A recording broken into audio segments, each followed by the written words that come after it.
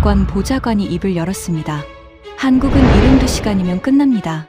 그 한마디에 미국이 설계한 압박 작전이 시작됐습니다. 방위비 300% 인상, 해견료 차단, 주한미군 철수 협박, 사방에서 조였습니다. 하지만 한국의 단 한 문장에 워싱턴이 발칵 뒤집혔습니다. 펜타곤은 패닉에 빠졌고 520조 원이 증발했습니다. 37조를 뜯으려다 520조를 잃은 미국. 22년 경력 백악관 보좌관이 직접 고백한 그 충격적인 전말을 지금 공개합니다. 시작하기 전 구독과 좋아요, 그리고 대한민국 파이팅 댓글로 한국을 응원해주세요. 워싱턴 아이젠하워 행정동 3층 NSC 상황실이 발칵 뒤집혔습니다.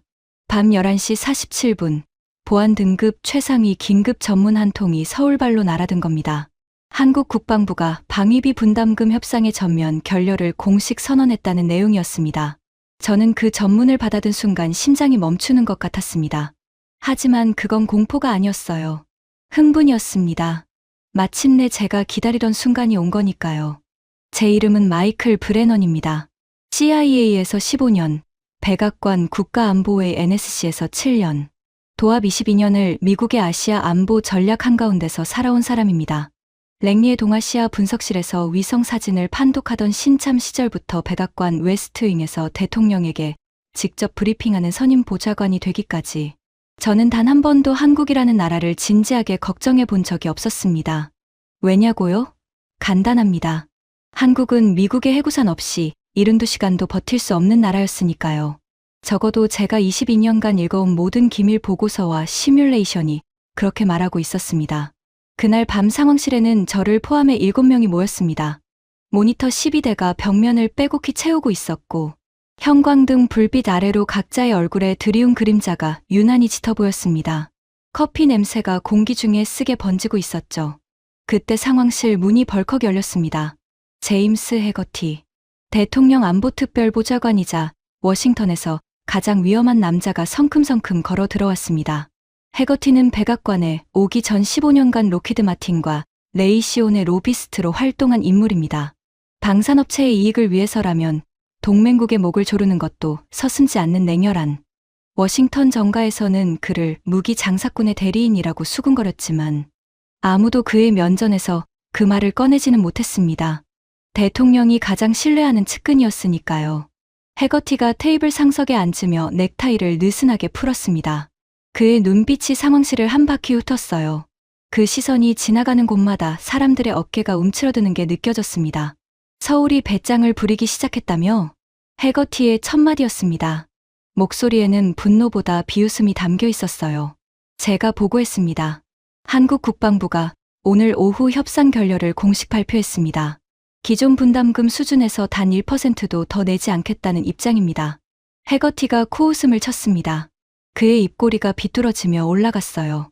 브레넌, 자네가 서울 담당 22년이지. 한국 놈들이 매번 이러다 어떻게 되는지 자네가 제일 잘 알잖아.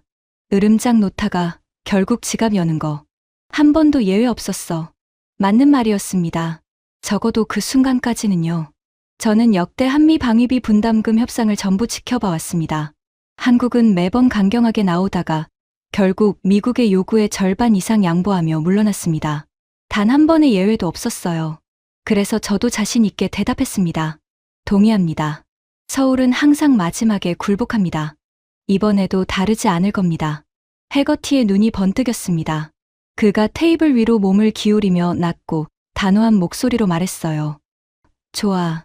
그럼 이번엔 제대로 뜯어먹자. 브레넌, 자네가 시나리오를 짜. 서울이 무릎 꿇고 기어올 수밖에 없는 완벽한 압박 전략을 만들어. 그리고 해거티가 검지로 테이블을 톡톡 두드리며 덧붙였습니다. 한국은 우리의 전략적 지갑이야. ATM이라고.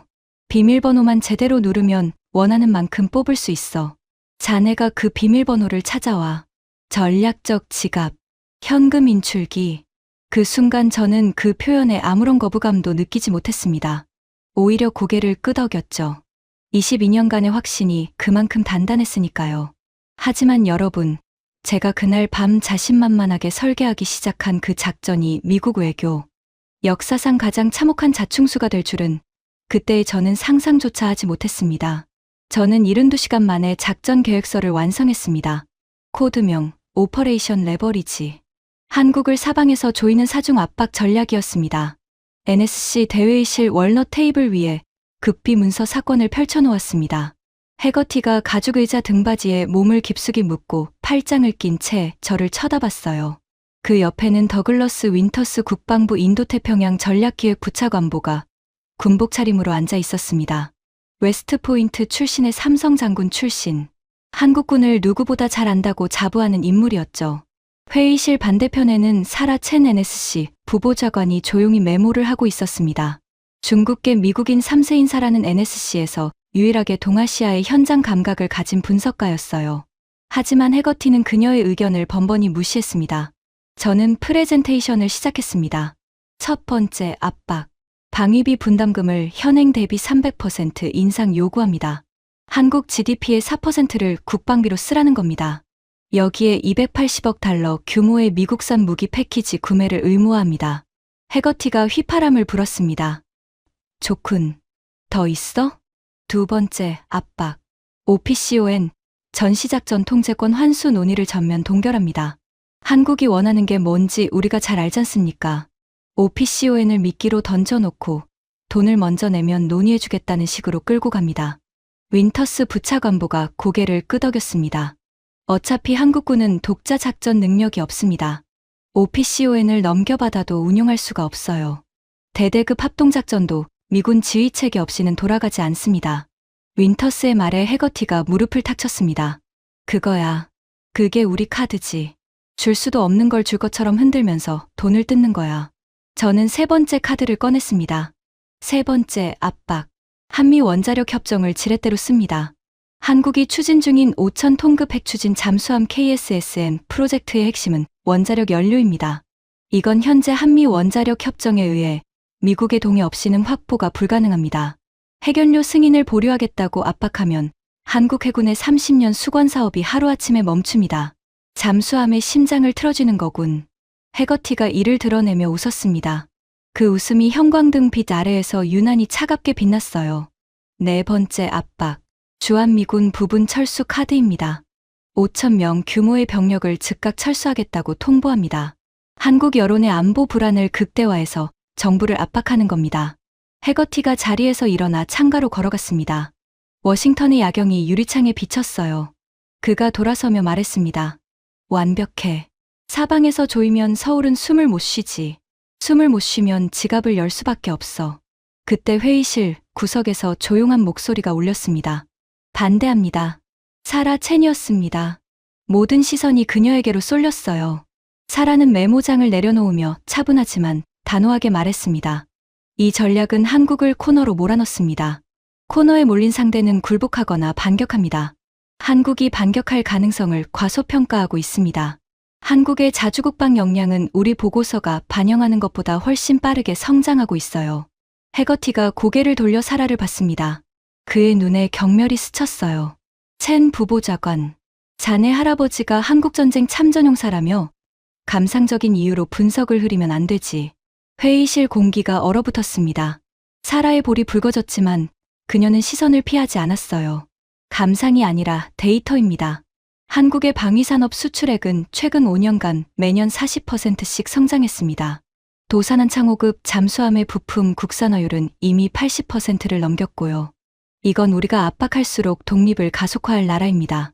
잠깐 침묵이 흘렀습니다. 하지만 해거티가 손을 내저었어요.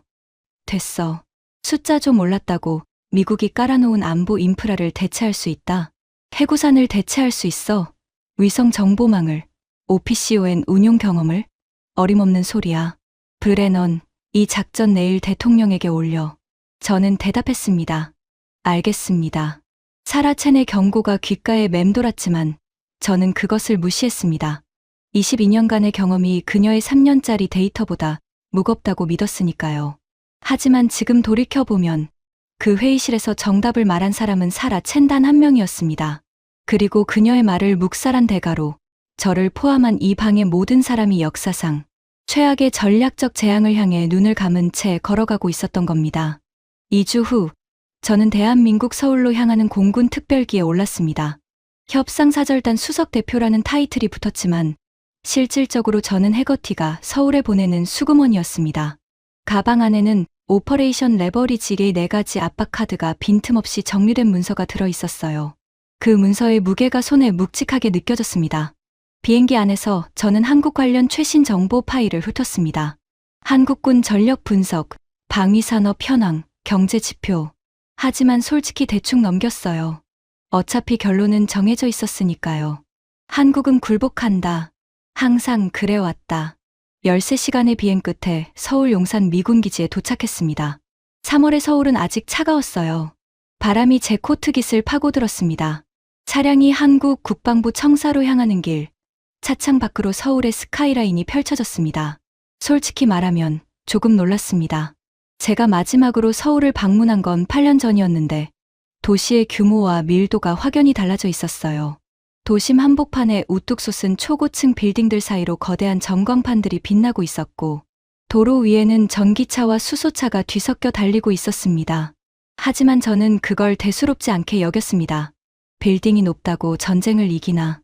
미국의 해구산 한 자루가 저 빌딩만 채보다 중요하지. 국방부 청사에 도착했습니다. 로비에서 한국 측 협상 대표단이 기다리고 있었어요. 그런데 첫 대면의 분위기가 예상과 달랐습니다. 역대 방위비 협상 때마다 한국 측은 미국 사절단을 극진히 맞이했습니다. 환한 웃음, 악수, 통역관을 통한 정중한 인사. 하지만 이번에는 달랐어요. 한국 측 수석 대표가 복도 끝에서 걸어오는데 그 걸음걸이에서부터 뭔가 다른 공기가 느껴졌습니다. 군인 특유의 단단한 어깨, 흐트러짐 없는 보폭, 그리고 그의 눈. 저와 눈이 마주치는 순간 등줄기에 서늘한 기운이 스쳤습니다. 그건 분명히 두려움의 눈빛이 아니었습니다. 국어라는 자의 눈빛은 더더욱 아니었어요. 차갑고 고요하면서도 어딘가 날카로운, 마치 이미 결심을 마친 사람의 눈이었습니다. 잠깐 불안감이 지나갔지만 저는 금방 털어냈습니다. 눈빛이 어떻든 상관없어. 우리가 쥐고 있는 카드가 압도적이야. 해구산, OPCON, 해견료, 주한미군. 이 4가지를 동시에 조이면 어떤 나라도 버틸 수 없어. 그래서 저는 평소처럼 자신감 넘치는 표정을 지으며 악수를 건넸습니다. 만나서 반갑습니다. 그런데 한국 측 대표가 악수를 받으며 한마디를 덧붙였어요. 통역이 필요 없을 정도로 완벽한 영어였습니다. 오래 기다렸습니다. 브레넌 보좌관. 저희도 할 말이 많았거든요. 그 목소리의 온도가 묘했습니다. 공손하지만 단호한, 마치 이미 모든 준비를 마쳤다는 듯한 여유가 묻어나왔어요. 하지만 그때의 저는 그 뉘앙스를 읽지 못했습니다. 아니, 읽으려 하지 않았다는 게 맞겠죠. 22년간의 경험이 만들어낸 편견의 두꺼운 렌즈가 제 눈을 완전히 가리고 있었으니까요. 협상장은 국방부 청사 지하 2층의 보안 회의실이었습니다. 무거운 철문을 지나 들어서자 기다란 장방형 테이블이 놓여 있었고 양쪽에 각각 8개의 의자가 정렬되어 있었습니다. 벽면에는 아무런 장식도 없었고 형광등 불빛만이 차갑게 내리쬐고 있었어요. 공기 중에 은은한 가죽 냄새와 오래된 콘크리트 냄새가 섞여 있었습니다. 저는 가방에서 문서를 꺼내며 속으로 생각했습니다. 오늘 안에 끝내자. 청구서를 던지고 48시간 안에 답을 받고 워싱턴으로 돌아간다. 간단한 일이야. 그렇게 저는 서울의 지하 벙커 같은 회의실에서 미국 역사상 가장 비싼 실수를 저지르기 위한 첫 발을 내디뎠습니다. 그리고 그 실수의 대가는 520조 원이었습니다. 하지만 진짜 공포는 그 천문학적인 숫자가 아니었어요. 진짜 공포는 그 다음에 벌어졌습니다. 제가 자신만만하게 꺼내든 4장의 카드를 한국의 대통령이 단 한 문장으로 모조리 휴지 조각으로 만들어버린 겁니다. 그 소름 끼치는 한 문장이 무엇이었는지 지금부터 말씀드리겠습니다. 다음 날 오전 9시 협상이 시작됐습니다. 저는 테이블 위에 문서 사건을 가지런히 놓았습니다. 오퍼레이션 레버리지의 4중 압박 카드. 이걸 하나씩 꺼내며 한국을 조여갈 계획이었죠. 마치 포커 게임에서 에이스 4장을 들고 있는 기분이었습니다. 첫 번째 문서를 펼쳤습니다. 방위비 분담금 현행 대비 300% 인상안. GDP의 4%를 국방비에 투입하라는 요구. 그리고 280억 달러 규모의 미국산 무기 패키지 의무 구매 조항. 종이 위에 인쇄된 숫자들이 총알처럼 날카로워 보였습니다. 한국 측 대표들의 얼굴이 굳었습니다. 통역관의 목소리가 미세하게 떨리는 게 느껴졌어요. 저는 속으로 쾌재를 불렀습니다. 예상대로야. 충격 먹었지. 하지만 한국 측 수석 대표는 표정 하나 변하지 않았습니다. 그가 문서를 천천히 훑더니 조용히 내려놓았어요. 그리고 저를 똑바로 바라보며 입을 열었습니다. 잘 알겠습니다. 본국에 보고하겠습니다. 그게 전부였습니다. 분노도, 항의도, 협박에 대한 반발도 없었어요. 너무 담담해서 오히려 기분이 찜찜했지만 저는 그것을 한국 측의 무력감으로 해석했습니다. 이틀 후 서울 용산 대통령 집무실에서 한국 대통령의 공식 성명이 나왔습니다. 저는 호텔방에서 실시간 통역을 들으며 그 내용을 메모했어요. 펜을 쥔 손이 저도 모르게 힘이 들어갔습니다. 한국 대통령은 이렇게 말했습니다. 미국의 부담을 덜어드려야 한다고 생각합니다. 오랜 세월 미국이 한반도에서 저은 무거운 짐을 이제는 우리가 스스로 감당할 때가 됐습니다.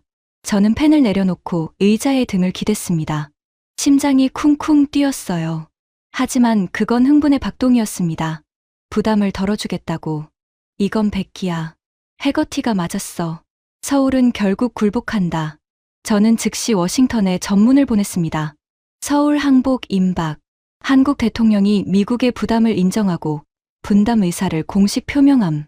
작전 레버리지 성공적. 해거티에게서 답이 왔습니다. 내가 뭘 했어. 한국은 항상 무릎을 꿇는다고. 잘했다 브레넌. 그날 밤 저는 호텔바에서 위스키를 한잔 했습니다. 서울의 야경이 창밖에 반짝이고 있었어요. 기분 좋은 밤이었습니다. 하지만 정확히 24시간 후 제 세계는 산산조각이 났습니다. 다음 날 오전 8시 한국 국방부가 긴급 기자회견을 열었습니다. 저는 호텔 방 TV로 그 장면을 지켜봤어요. 한국 국방부 대변인이 단상에 섰습니다. 그의 뒤로 대형 스크린에 한글과 영어가 동시에 표시되고 있었어요. 저는 영어 자막을 읽기 시작했습니다. 한 줄, 두 줄, 세 줄. 읽어 내려갈수록 손에 들고 있던 커피잔이 떨리기 시작했습니다. 첫째, 전시작전 통제권 환수를 위한 신속 로드맵을 즉각 가동합니다. 둘째, 210조 원 규모의 자주국방 중장기 투자 계획을 확정하고 즉시 집행에 돌입합니다. 셋째, 미국산 무기 구매 계획을 전면 재검토하며 국산 무기 체계로의 전환을 최우선 과제로 추진합니다. 커피잔을 테이블에 내려놓았습니다. 손이 떨려서 더 들고 있을 수가 없었어요. 그제서야 깨달았습니다. 부담을 덜어드리겠다는 말의 진짜 의미를. 그건 굴복이 아니었습니다. 선전포고였어요. 미국이 짊어진 부담이 그렇게 무겁다면 좋습니다. 그 짐을 저희가 가져가겠습니다. OPCON도, 무기 자급도, 해견료 독립도 전부 다요. 당신들이 그토록 힘들다고 하니 이제 저희가 알아서 하겠습니다. 당신들은 필요 없습니다. 미국이 수십 년간 휘둘러온 가장 강력한 무기가 안보 부담이었는데 한국 대통령이 그 무기를 정면에서 빼앗아 미국의 심장에 꽂아버린 겁니다. 저는 떨리는 손으로 워싱턴에 긴급 전문을 보냈습니다. 이전 보고 정정. 서울은 항복한 것이 아님. 오퍼레이션 레버리지가 한국의 자주국방 전면 가속화를 촉발한 것으로 판단됨. 상황 심각. 해거티에게서 전화가 왔습니다. 고함이 수화기 너머로 쏟아졌어요. 뭐, 항복이 아니라고? 내가 성공했다고 보고했잖아. 대통령한테 이미 올라갔어. 이게 무슨 소리야? 저는 대답할 말이 없었습니다. 목구멍이 바싹 말라붙었어요. 등줄기를 타고 식은땀이 흘러내렸습니다. 하지만 이건 시작에 불과했습니다. 진짜 악몽은 바로 그 다음 주에 터졌으니까요. 일주일 후 속보가 전 세계를 강타했습니다. 한국 대통령과 프랑스 대통령이 서울에서 정상회담을 열고 역사적인 원자력 기술 협력 협정에 서명했다는 뉴스였습니다. 저는 아직 서울의 호텔에 머무르고 있었어요. TV 화면에 두 정상이 악수하는 장면이 비쳤습니다. 한국 대통령의 얼굴에는 절제된 미소가 떠올라 있었고 프랑스 대통령은 환하게 웃고 있었어요. 심장이 쿵 내려앉았습니다. 협정의 내용을 실시간 번역으로 들으면서 제 얼굴에서 핏기가 빠져나가는 걸 느꼈습니다. 프랑스 국영 원자력 기업 아레바의 후신이 한국에 20% 미만의 전홍축 우라늄을 전면 공급한다. 최신형 가압수형 원자로 기술을 이전한다. 사용회견료 재처리 기술을 공동 개발한다. 이 모든 것이 국제원자력기구 IAEA의 완전한 사찰하에 이루어지며 국제법적으로 완벽하게 합법이다. 손바닥에 땀이 흥건하게 차올랐습니다. 의미를 이해하는데 3초도 걸리지 않았어요. 우리가 해결료로 한국의 목을 조르겠다고 위협했는데 한국이 프랑스를 통해 완벽한 우회로를 뚫어버린 겁니다. 미국의 동의가 필요 없는 경로로, 국제법적으로 한치의 흠도 없는 방식으로 오퍼레이션 레버리지의 세 번째 카드, 해결료 인질 전략이 불과 4개월 만에 완전히 휴지 조각이 돼버렸습니다. 저는 워싱턴으로 전화를 걸었습니다. 이번에는 해거티가 아니라 윈터스 부차관보에게요. 윈터스는 전화를 받자마자 고함을 질렀습니다. 프랑스가 미쳤어. 나토 동맹국이 우리 뒤통수를 치다니. 하지만 프랑스는 미친 게 아니었습니다. 철저하게 계산한 겁니다. 프랑스 입장에서 한국과의 원자력 협력은 향후 20년간 최소 480조 원 규모의 차세대, 원전 및 해저 동력원 시장을 확보하는 국익 사업이었어요. 미국의 눈치를 볼 이유가 전혀 없었던 겁니다. 그때 사라 채넥에서 문자가 왔습니다. 단 한 줄이었어요. 내가 경고했잖아요. 그 문자를 읽는 순간 가슴 한쪽이 서늘하게 무너지는 느낌이었습니다. 사라의 경고를 무시한 그날 밤 회의가 떠올랐어요. 해거티의 경멸 어린 눈빛, 저희 침묵, 그리고 사라의 볼이 붉어지던 순간. 하지만 후회할 시간은 없었습니다. 상황은 걷잡을 수 없이 굴러가고 있었으니까요. 프랑스-한국 협정이 발표된 바로 그 주, 영국의 군사 전문 매체가 긴급 분석 기사를 쏟아냈습니다. 제가 서울 호텔 방에서 읽은 그 기사의 핵심 문장은 이것이었습니다. 워싱턴은 한국의 목줄을 쥐고 있다고 착각했다. 하지만 실제로는 빈 목줄을 흔들고 있었을 뿐이다. 한국은 이미 오래전부터 그 줄에서 벗어날 준비를 마치고 있었다. TV를 껐습니다. 호텔 방이 조용해졌어요. 서울의 밤 공기가 창문 틈새로 스며들었습니다. 3월의 찬바람이 뺨을 스치는데 그 차가움이 뼛속까지 파고드는 것 같았습니다. 저는 어둠 속에서 천장을 바라보며 생각했습니다. 우리가 실수한 건가? 아니야. 아직은 카드가 남아있어. OPCON과 주한미군 철수 카드가 있잖아. 한국이 제 아무리 발버둥 쳐도 미군 없이는 한반도를 지킬 수 없어. 그렇게 저는 스스로를 안심시키며 잠들었습니다. 하지만 다음 날 아침 눈을 떴을 때 또 하나의 폭탄이 기다리고 있었습니다. 귀국한 지 3일째 되던 날이었습니다. 워싱턴의 아침, NSC 상황실에 출근하자마자 모니터에 뜬 속보를 보고 의자에서 벌떡 일어났습니다. 다리가 후들거렸어요. 한국 국회가 자주국방 특별예산안을 만장일치로 통과시켰습니다. 여야 합의에 걸린 시간은 단 이틀. 한국 정치사에서 전례 없는 초고속 합의였어요. 보수도 진보도 하나로 뭉쳤습니다. 규모는 210조 원. 향후 8년간 집행될 이 예산의 핵심은 세 가지였습니다. 하나, 미국산 무기 구매 계획의 전면 백지화, 기존에 잡혀있던 F-35 추가 도입, 패트리어트 미사일 업그레이드, 글로벌호크 추가 구매 등 약 45조 원 규모의 미국산 무기 도입 사업이 모조리 취소됐습니다.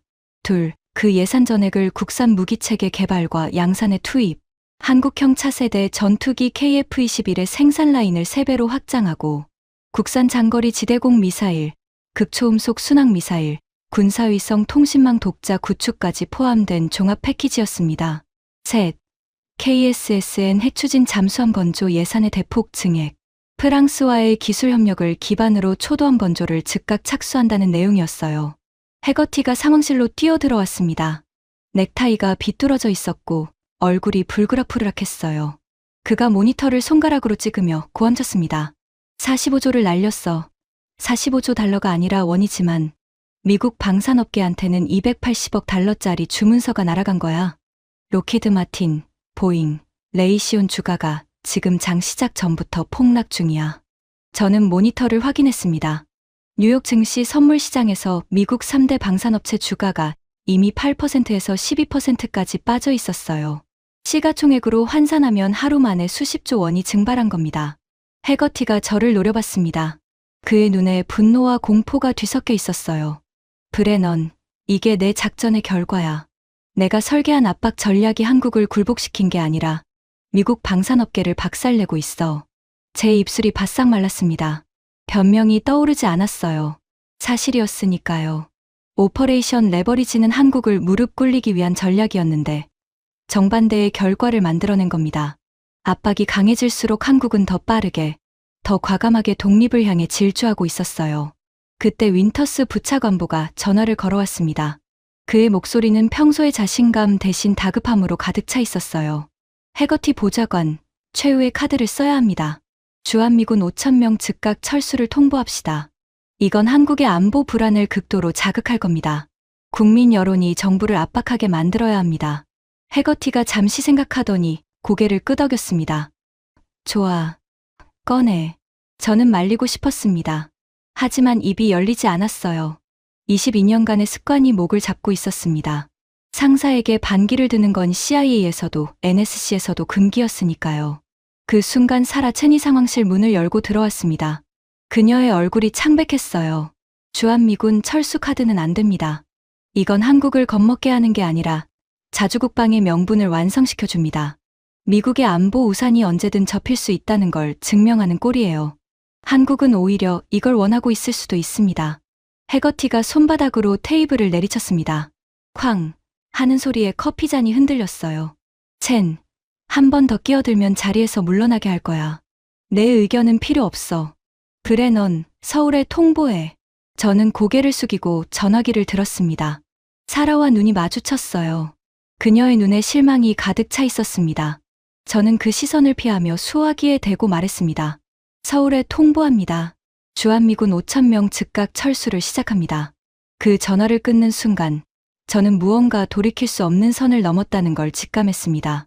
손에 쥔 수화기가 납덩이처럼 무거웠어요. 주한미군 철수 통보 후 한국의 반응은 제 예상과 정확히 반대였습니다. 공포도 패닉도 없었습니다. 대신 한국 대통령이 국민 앞에서 담담하게 한마디를 했어요. 가시겠다면 감사히 보내드리겠습니다. 대한민국은 스스로의 힘으로 이 땅을 지킬 준비가 되어 있습니다. 그 발언이 전 세계 뉴스를 강타했습니다. CNN, BBC, 알자지라까지 긴급 속보로 다뤘어요. 워싱턴의 모든 싱크탱크에서 분석 보고서가 쏟아졌습니다.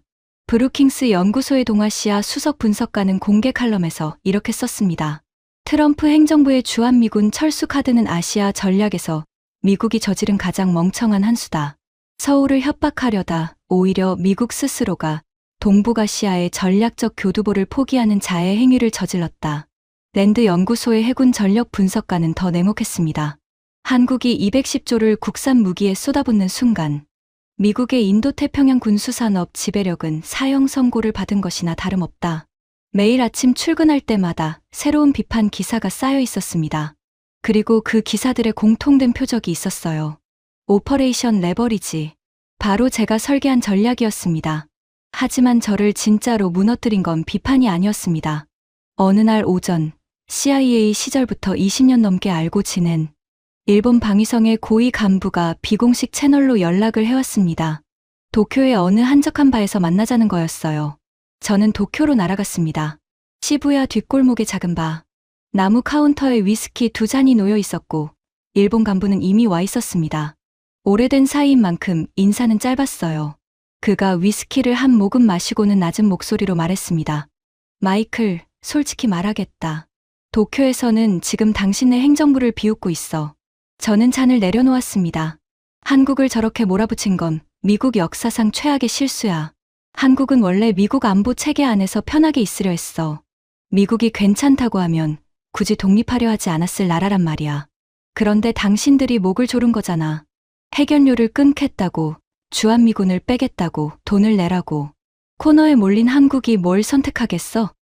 당연히 자기 발로 서는 거지. 그가 위스키 잔을 테이블에 놓으며 저를 똑바로 바라봤습니다. 그리고 지금 가장 두려운 건 도쿄야. 한국이 만드는 KSSN 핵잠수함 말이야. 그게 태평양에 떠다니기 시작하면 동북아시아의 군사 균형이 완전히 바뀌어. 미국은 통제력을 잃고 일본은 한국의 해군력을 신경 써야 하는 처지가 되는 거야. 이건 전부 당신들이 만든 결과야. 바의 은은한 조명 아래에서 그 말을 듣는 동안 제 손이 떨리고 있었습니다.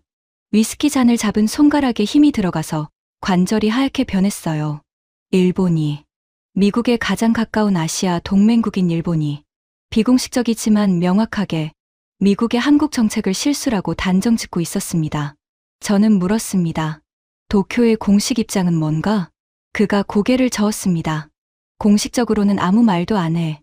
하지만 방위성 내부에서는 이미 결론이 났어. 한국을 건드린 건 미국의 실수였다. 그리고 그 실수의 대가를 치르는 건 미국만이 아니라 일본도 포함이야. 도쿄에서 워싱턴으로 돌아오는 비행기 안에서 저는 창밖의 구름을 멍하니 바라봤습니다. 태평양 위에 구름이 끝없이 펼쳐져 있었어요.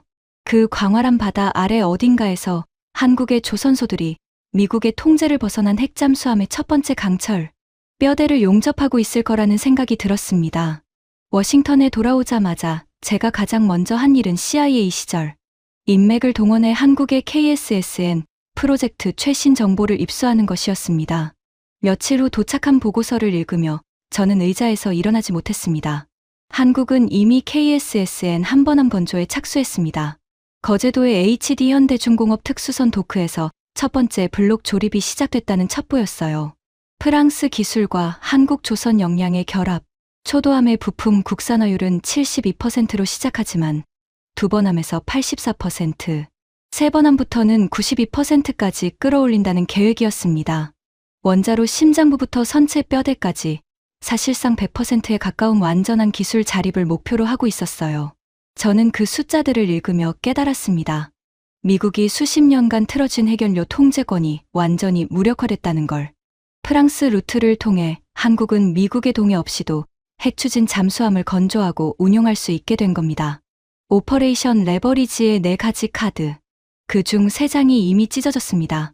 방위비 압박은 자주국방 예산으로 역이용당했고, 해견료 인질극은 프랑스가 무력화시켰고, 주한미군 철수 협박은 오히려 자주국방의 명분만 강화시켰습니다. 남은 카드는 하나, OPCON. 하지만 솔직히 말하면 그 카드마저 이미 의미를 잃고 있었습니다.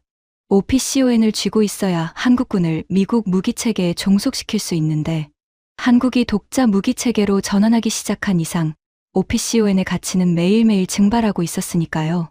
그 후 8개월 동안 벌어진 일들은 마치 댐이 무너지듯 걷잡을 수 없었습니다. 가장 먼저 터진 건 캐나다였습니다. 캐나다 해군이 차기 잠수함 도입 사업의 우선 협상 대상자로 한국을 단독 선정했다는 뉴스가 터졌어요. 사업 규모는 65조 원.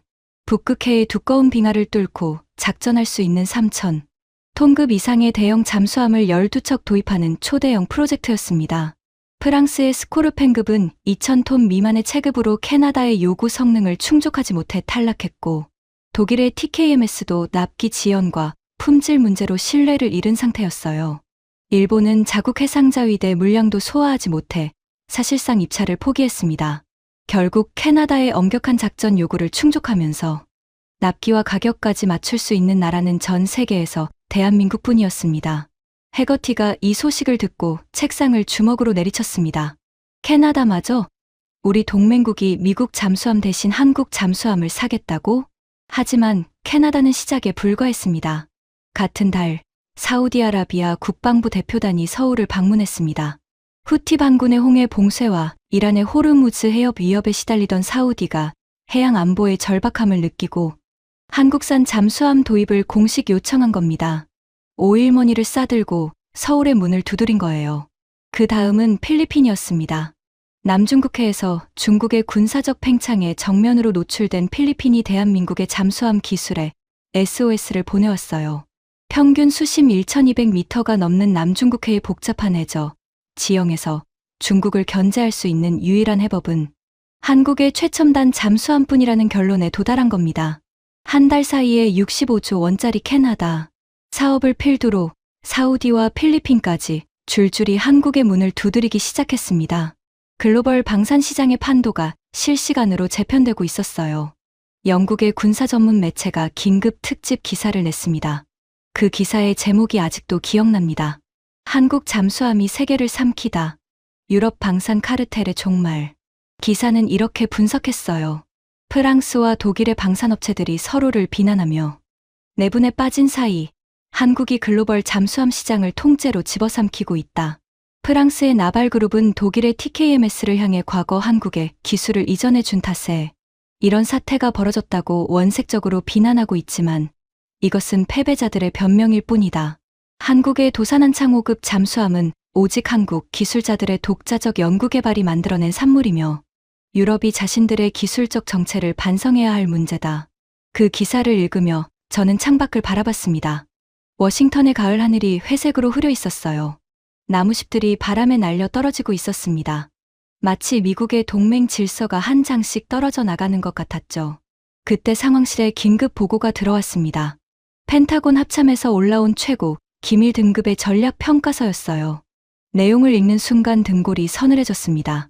OPCON 전환으로 인해 미국이 상실하게 될 동북아시아의 군사적 패권과 간접적 경제 이익, 향후 10년간 약 520조 원. 520조 원. 그 숫자가 눈앞에서 아른거렸습니다. 제가 설계한 오퍼레이션 레버리지로 한국에서 뜯어내려 했던 금액이 280억 달러, 약 37조 원이었습니다. 37조를 뜯으려다 520조를 날린 겁니다. 해거티에게 그 보고서를 들고 갔습니다. 그가 숫자를 보는 순간 얼굴이 하얘졌어요. 잠깐의 침묵 후 그가 낮은 목소리로 말했습니다. 이 보고서 누가 알아? 저와 합참의장, 그리고 보좌관님뿐입니다. 묻어. 대통령한테 올리면 안 돼. 알겠나? 저는 고개를 끄덕였습니다. 하지만 이미 알고 있었어요. 이 숫자는 묻을 수 있어도 현실은 묻을 수 없다는 걸. 미국이 잃어가고 있는 것은 숫자가 아니라 태평양의 패권 그 자체였으니까요. 그리고 또 하나. 한국의 연합훈련 프리덤실드 참여 보류 통보가 날아왔습니다. 한국 합참이 독자 훈련 체계를 가동하겠다고 공식 발표한 겁니다. 미국이 수십 년간 동북아시아에서 군사 작전을 조율하던 최대의 훈련 플랫폼이 사실상 무력화되는 순간이었어요. 펜타곤 인태전략실에서는 프리덤실드가 무산될 경우 미국이 사전 배치한 군수, 자산과 훈련 인프라의 매몰 비용만 최소 48조 원이라는 긴급 보고가 올라왔습니다. 모든 것이 무너지고 있었습니다. 제가 22년간 쌓아온 모든 것이, 미국이 동북아시아에서 구축해온 안보 질서 전체가, 그리고 그 무너지는 잔해 한가운데에 제 이름이 찍힌 문서가 놓여 있었습니다. 오퍼레이션 레버리지, 마이클 브레넌 작성. 사라 체니 복도에서 저를 스쳐 지나가며 한마디를 남겼습니다. 우리가 잃은 건 돈이 아니에요, 브레넌. 신뢰예요. 한 번 잃은 동맹의 신뢰는 520조를 줘도 못 사요. 그녀의 말이 가슴에 못처럼 박혔습니다. 저는 아무 대답도 하지 못했어요. 목이 메어서 말이 나오지 않았습니다. 하지만 여러분, 진짜 충격은 아직 남아 있었습니다. 미국이 밀어낸 한국이, 미국이 가장 두려워하는 적을 대신 막아서고 있었다는 사실. 그 소름 끼치는 아이러니가 밝혀지는 순간, 워싱턴은 역사상 가장 참혹한 각성을 맞이하게 됩니다. 그날이 왔습니다. 미 상원 군사위원회가 한반도 안보 정책 실패에 대한 긴급 청문회를 소집했습니다. 소환 대상은 제임스 해거티 대통령 안보특별보좌관. 워싱턴 정가 전체가 술렁였어요. CSPAN이 생중계를 결정했고 주요 언론사 카메라가 청문회장 입구를 빽빽이 채웠습니다. 저도 소환됐습니다. 증인 자격이었어요.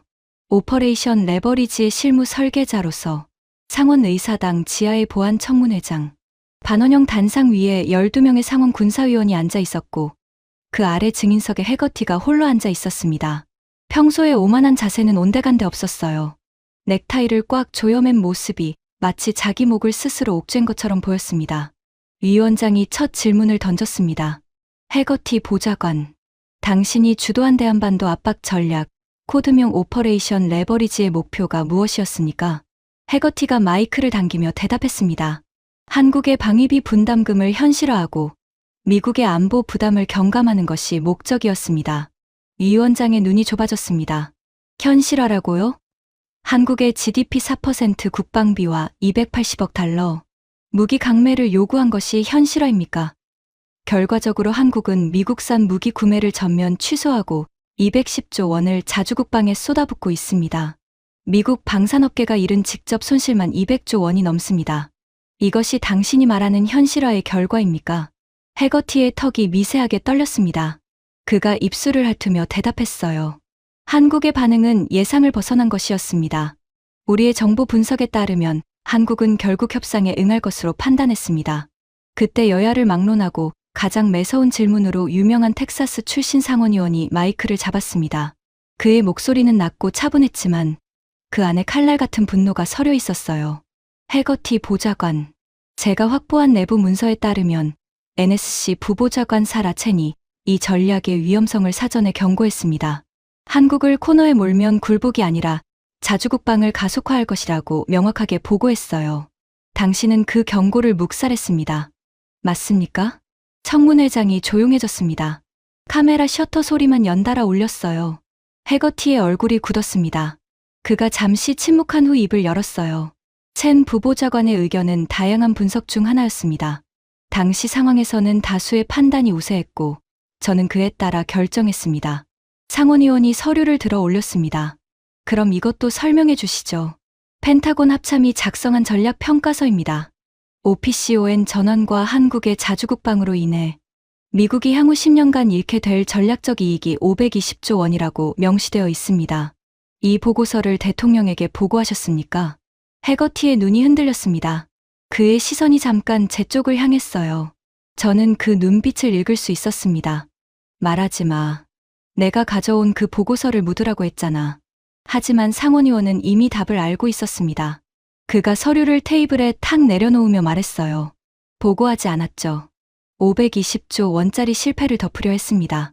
37조를 뜯으려다 520조를 날리고 그 사실을 은폐하려 한 겁니다. 방청석에서 탄식이 터져 나왔습니다.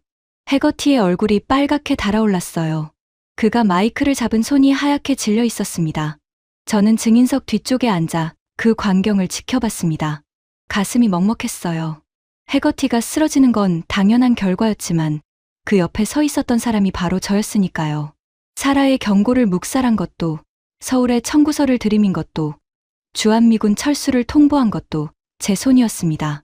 하지만 청문회의 진짜 하이라이트는 그 다음이었습니다. 위원장이 새로운 문서를 꺼냈습니다. 펜타곤 기밀 등급의 전략 상황 분석서. 불과 이틀 전에 작성된 최신 보고서였어요. 위원장이 읽기 시작했습니다. 현재 한국이 수출한 잠수함 전력과 건조 중인 KSSN 핵잠수함 프로젝트로 인해 중국 해군의 태평양 진출, 핵심 길목이 실질적으로 차단되고 있음.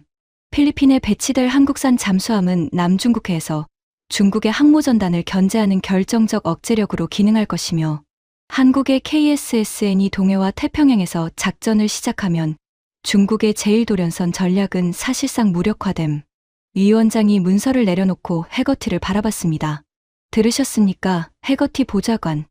당신이 밀어낸 동맹국이 지금 미국 대신 중국을 맡고 있습니다.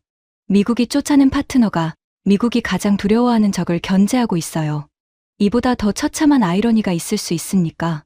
청문회장이 완전히 정적에 잠겼습니다. 숨소리조차 들리지 않았어요. 해거티는 고개를 숙인 채 아무 말도 하지 못했습니다. 저는 그 순간 깨달았습니다. 우리가 한국을 적으로 만들려 했는데 한국은 이미 우리보다 강한 파트너가 돼 있었다는 걸. 아니, 더 정확히 말하면 우리가 버린 자리를 한국이 스스로 채운 겁니다. 미국이 만들어 놓은 공백을 한국이 자기 힘으로 메웠어요. 그리고 그 결과 미국은 통제력도 잃고 돈도 잃고 동맹의 신뢰도 잃었습니다. 520조를 줘도 못 사는 것. 사라의 말이 또다시 머릿속을 관통했습니다. 신뢰. 맞아. 우리가 진짜 잃은 건 신뢰야. 청문회가 끝난 후 해거티는 사임했습니다. 공식적으로는 개인 사유였지만 워싱턴의 누구도 그 말을 믿지 않았어요. 저도 NSC를 떠났습니다. 사임서를 제출한 날 웨스트윙 복도를 걸어 나오는데 다리에 힘이 풀렸습니다. 22년. 랭리의 신참 분석관에서 백악관 선임 보좌관까지 그 모든 세월이 이 복도 위에서 끝나는 거구나. 짐을 챙기고 있을 때 문이 노크됐습니다. 사라 첸이었어요. 그녀가 작은 종이 가방을 건네며 말했습니다. 전별 선물이에요. 서울 출장 때 사온 건데 줄 타이밍을 놓쳤네요. 종이 가방 안에는 한국 전통 도자기로 만든 작은 찻잔이 들어 있었습니다. 연한 청색 빛깔이 형광등 아래에서 은은하게 빛났어요. 투박하지만 단단해 보이는 잔이었습니다. 고마워, 사라. 그리고 미안해. 내 말이 맞았어. 처음부터 끝까지. 사라가 고개를 저었습니다. 그녀의 눈에 슬픔과 안도가 뒤섞여 있었어요. 당신만의 잘못은 아니에요. 우리 모두가 한국을 잘못 봤어요. 22년 동안 보고서 속 숫자만 보면서 그 나라 사람들의 자존심을 간과했죠. 그들은 처음부터 구걸할 민족이 아니었어요. 보릿고개를 넘어 반도체 강국을 만든 사람들이에요. 코너에 몰리면 무너지는 게 아니라 이를 악물고 길을 뚫는 사람들이었어요. 사라의 그 마지막 말이 가슴에 깊이 새겨졌습니다. NSC를 떠난 후 저는 랭리 근처의 작은 아파트에서 조용히 지냈습니다. 매일 아침 사라가 준 청색 찻잔에 커피를 내려 마시며 뉴스를 봤어요. 뉴스는 매일 한국 소식으로 가득했습니다. KSSN 한번함 진수식이 거제도에서 거행됐다는 속보. 화면에는 거대한 검은 선체가 도크에서 바다로 미끄러져 내려가는 장면이 비쳤습니다. 선체 위에 태극기가 펄럭이고 있었어요. 조선소 노동자들이 환호하며 안전모를 하늘로 던지는 장면에서 저도 모르게 목이 메었습니다. 그들이 해냈어. 부품 국산화율 72%로 시작한 그 배가 바다에 떠 있었습니다. 미국의 동의 없이, 미국의 기술 없이, 프랑스와 손잡고 자신들의 조선 기술로 핵추진 잠수함을 만들어낸 겁니다. 화면이 바뀌었습니다. 한국 방위산업 수출 실적 속보. 캐나다 65조 원 잠수함 사업 본계약 체결. 사우디아라비아 함정 수출 협상 최종 단계 진입. 필리핀 해군 잠수함 도입 한국 확정. 한 달 전에는 호주 해군 참모가 서울을 방문해 한국형 호위함 공동 개발을 제안했다는 뉴스도 봤습니다. 미국이 버린 자리를 한국이 채우고 있었습니다. 아니, 채우는 정도가 아니었어요. 미국이 상상하지 못했던 방식으로 태평양의 새로운 질서를 만들어가고 있었습니다. 저는 찻잔을 내려놓고 창밖을 바라봤습니다. 버지니아의 아침 햇살이 창문을 비추고 있었어요. 따뜻한 빛이 사라가 준 청색 찻잔 위에 내려앉았습니다. 22년 동안 저는 한국을 숫자로만 봤습니다. GDP 대비 방위비 비율, 미국 무기 도입 규모, 주한미군 주둔 비용, 스프레드시트 위의 숫자들. 그 숫자들 뒤에 있는 사람들을 보지 못했어요. 전쟁의 폐허에서 맨손으로 나라를 일으킨 세대. 그 위에서 반도체와 자동차와 배를 만들어 세계와 겨룬 세대. 그리고 지금 미국의 횡포 앞에서 주먹을 불끈 쥐고 스스로의 하늘을 지킬 방패를 벼리고 있는 세대. 저는 그들의 자존심을 짓밟으려 했습니다.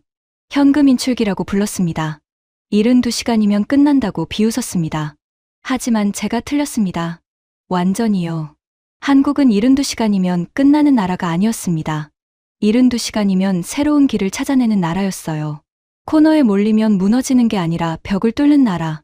갈 길이 없으면 바다 위에 길을 만드는 나라. 저는 미국 역사상 가장 비싼 실수를 저질렀습니다. 520조 원짜리 오판. 하지만 진짜 실수는 숫자가 아니에요. 진짜 실수는 동맹을 지갑으로 본 거였습니다. 파트너를 하청업체로 취급한 거였습니다. 진정한 동맹은 지배가 아니라 존중이라는 걸 저는 모든 것을 잃고 나서야 깨달았습니다. 지금 태평양 어딘가에서 대한민국의 핵잠수함이 소리 없이 항해하고 있을 겁니다. 미국이 아닌 대한민국의 깃발을 달고, 미국의 허락이 아닌 자신들의 의지로. 그리고 그 배의 심장은 제가 끊으려 했던 바로 그 심장. 미국의 통제에서 완전히 벗어난 채 힘차게 뛰고 있습니다. 저 마이클 브레너는 대한민국이라는 나라를 영원히 잊지 못할 겁니다. 그 나라를 무릎 꿇리려다 오히려 제가 무릎을 꿇었으니까요. 여러분이 지금 보고 계신 이 채널을 운영하시는 분께서 저에게 이야기를 들려달라고 했을 때 저는 망설이지 않았습니다. 세상이 알아야 한다고 생각했으니까요. 동맹을 돈으로 재는 자가 얼마나 어리석은 결말을 맞이하는지, 그리고 스스로의 힘으로 일어선 나라가 얼마나 무서운 존재가 되는지. 대한민국 국민 여러분, 당신들의 나라는 대단한 나라입니다. 백악관에서, 펜타곤에서, CIA에서 일한 22년 동안 수많은 나라를 분석했지만 한국처럼 압박받을수록 더 강해지는 나라는 단 한 번도 본 적이 없습니다. 부디 자부심을 가지십시오. 그 자부심은 충분히, 아니 차고 넘치도록 자격이 있습니다.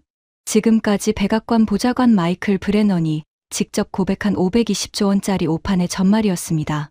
대한민국의 저력을 더 많은 분들이 알 수 있도록 이 이야기를 널리 공유해 주세요. 작은 관심이 큰 자부심이 됩니다.